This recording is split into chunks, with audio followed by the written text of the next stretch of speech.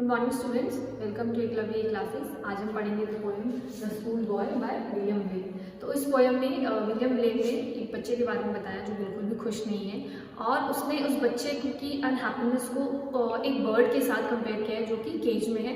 और साथ ही साथ एक छोटे से प्लांट से भी कंपेयर किया है जो खिलना चाहता है, ब्लॉसम होना चाहता है, लेकिन वो मुरझा जाता है। ठीक है, तो हम पहला सेंटेंस पे इसका ध्यान देंगे। I love to rise in a summer moon when the bird sings on every tree,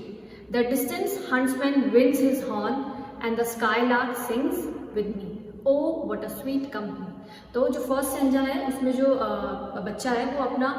express कर रहा है लव सिंगिंग के लिए, यानी कि उसे गाना बहुत पसंद है, और वो उसी के बारे में बता रहा है कि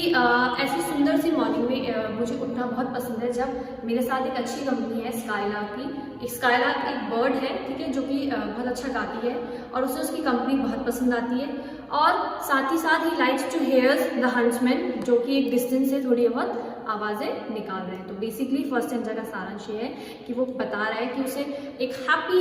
समर मॉर्निंग में उठना पसंद है जहाँ पे बर्ड्स गा रही होती हैं उसके साथ, उसको वो अच्छी कंपनी लगती है,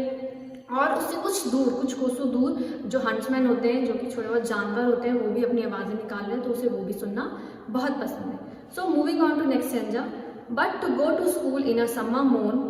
of it drives all joy away under a cruel eye outworn the little ones spend the day in sighing and dismay. So जो फर्स्ट सेंटेंस था वो बहुत हैप्पी मूड का था बच्चे का, है ना। Now he slowly have move to a sad tone, यानी कि सेकंड जो सेंटेंस है उसमें एक थोड़ी सी सैड टोन आती है, क्योंकि यहाँ पे वो बता रहा है कि उसके इसी थॉट से कि अब उसे स्कूल जाना है, उसकी जो सारी हैप्पीनेस है वो चली जाती है, यानी कि उसे स्कूल जाना बिल्कुल भी पसंद नहीं है, जो आजकल के बहुत से बच्चे हैं उनको बिल्कुल भी पसंद नहीं होता है। 90% बच्चे आप लोग भी होंगे जिन्हें स्कूल आने में बिल्कुल मन नहीं करता, वो बहुत सारे एक्सक्यूजेस देते हैं। तो वो भी बता रहे हैं कि इस थॉट से कि अब उसे स्कूल जाना है, उसकी जो सारी जो जॉय है, जो हैप्पीनेस है वो चली जाती है, और क्योंकि उसे एक स्ट्रिक्ट माहौल में जहाँ पे जो ओल्ड क्रूअल टीचर्स हैं वो उसे कंटिन्यूसली उसे लेक्चर दे रही हैं या जो भी समझा रही हैं, वो उसे बिल्कुल भी पसंद नहीं है, और उसे इस बात से भी बहुत ही ज़्यादा अफसोस होता है कि उसकी तरह बहुत सारे ऐसे बच्चे हैं जिन्हें उस क्लास में ज़बरदस्ती यानी कि बिना मन के बैठना पड़ता है, डिसअपॉइंटमेंट के साथ, है ना। Then moving on to the third stanza, the times at times I dropping sit and spend time in anxious hour,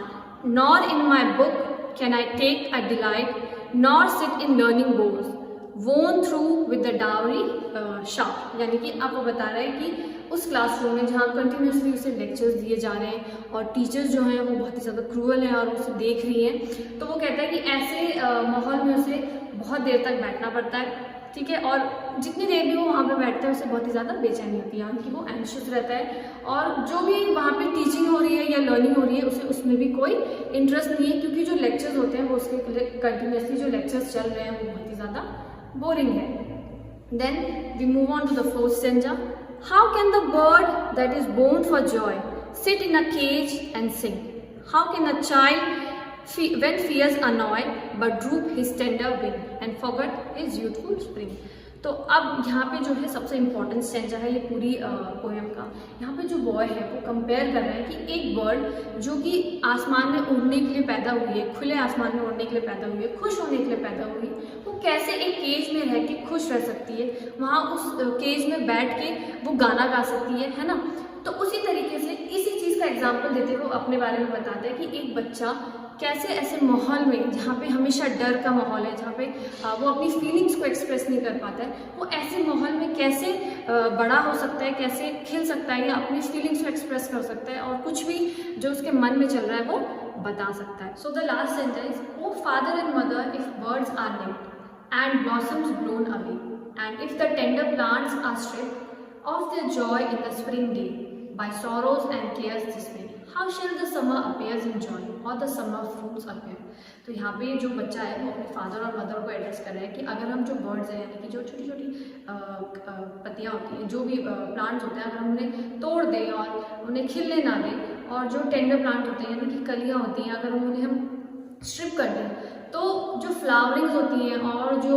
मैंगोइंग season के फ्रूट्स होते हैं और जो समर ही है वो क्या इतने अच्छे खूबसूरत तरीके से आ पाएगा जितना वो जैसे वो आता है। तो यहाँ पे जो पोएट है वो ये कब कहना चाहता है कि अगर हम बच्चों को उनकी छोटी एज में अगर हम उन्हें पूरी तरीके से नेचुरल ग्रोथ नहीं देंगे, इंजॉय नहीं करने देंगे, तो शायद वो अपने फुलनेस में ग्रो नहीं कर पाएंगे, यानी कि उतने अच्छी तरीके से ग्रो नहीं कर पाएंगे जो उनको करना चाहिए। तो अब हम पोएम के कुछ इंपॉर्टेंट पॉइंट्स देख लेते हैं कि जैसे पोएम में